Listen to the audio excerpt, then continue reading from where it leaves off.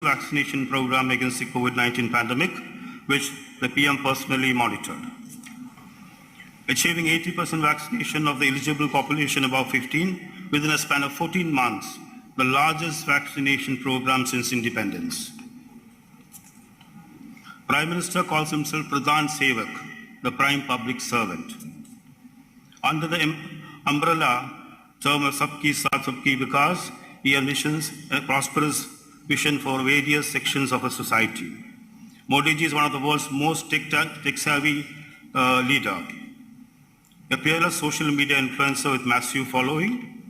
Ladies and gentlemen, brothers and sisters, please join me in welcoming our beloved Prime Minister Shri Narendra Modi ji. I request the Prime Minister to inaugurate Mathrubhumi's year-long centenary celebration. Thank you very much.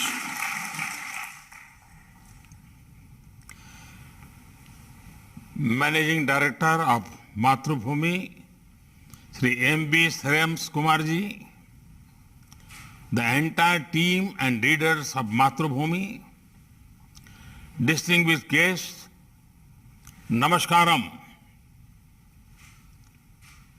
I am glad to be addressing this program to mark the centenary celebrations of Mathrubhumi.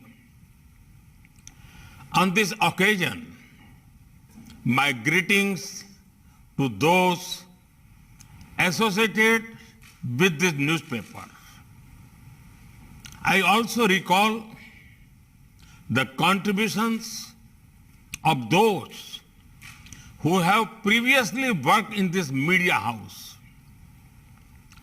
Several leading lights such as Sri K.P. Keshav Menon, K.A. Damodar Menon, Kerala Gandhi, Sri K. Kelappanji, and Karul Nilkandan Namudripadji have been associated with Mathrubhumi. I would like to remember MP Virendra Kumar, who oversaw the rapid growth of Mathrubhumi. We will never forget his efforts to uphold India's democratic ethos during the emergency. He was a great orator, scholar, and was passionate about the environment. Friends, inspired by Mahatma Gandhi's ideals, Mathrubhumi was born to strengthen India's freedom struggle.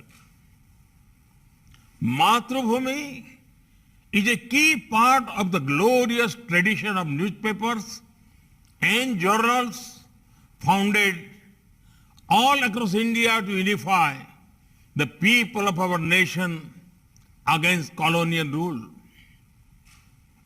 If we look back at our history, several greats have been associated with some or the other paper. Lokmanya Tilak nurtured Keshri and Maratha. Gopal Krishna Gokhale ji was associated with Hitwad. Prabuddha Bharat was associated with Swami Vivekananda. When we remember Mahatma Gandhi, we also remember his works in Young India, Navjivan, and Harijan. Shyamji Krishna Verma edited the Indian Sociologist. I have just given a few examples. The list is endless. Friends, if Mathrubhumi was born during India's freedom movement, the centenary celebrations are taking place when India is making Azadi Ka Amrit Mahotsav. We did not have the opportunity to sacrifice our lives during the freedom struggle or for Swaraj. However, This Amrit Kal gives us the opportunity to work towards a strong, developed, and inclusive India. For any nation to develop, making good policy is one aspect, but to enable the policies to succeed and to ensure that large-scale transformation take place, active participation from all walks of society is needed. For that, the media plays a critical role.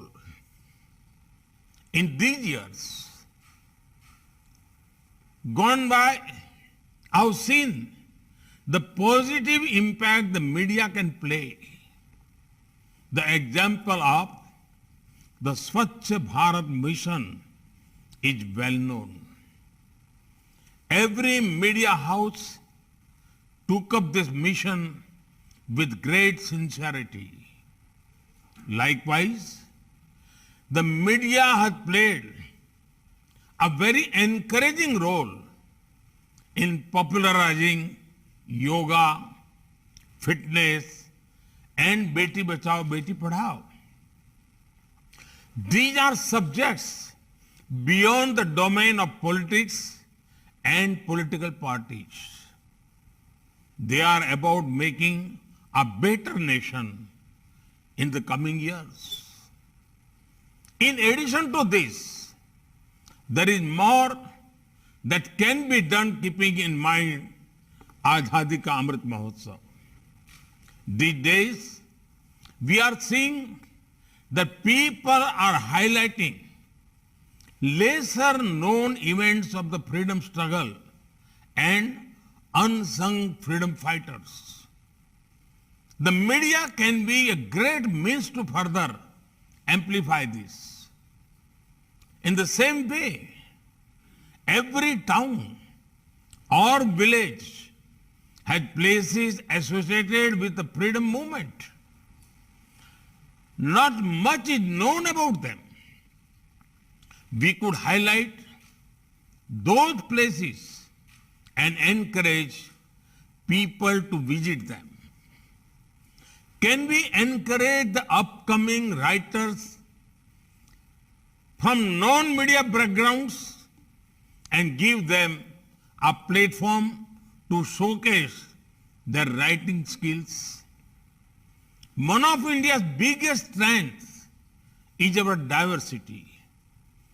Can we think about making key words of other languages popular through your media properties?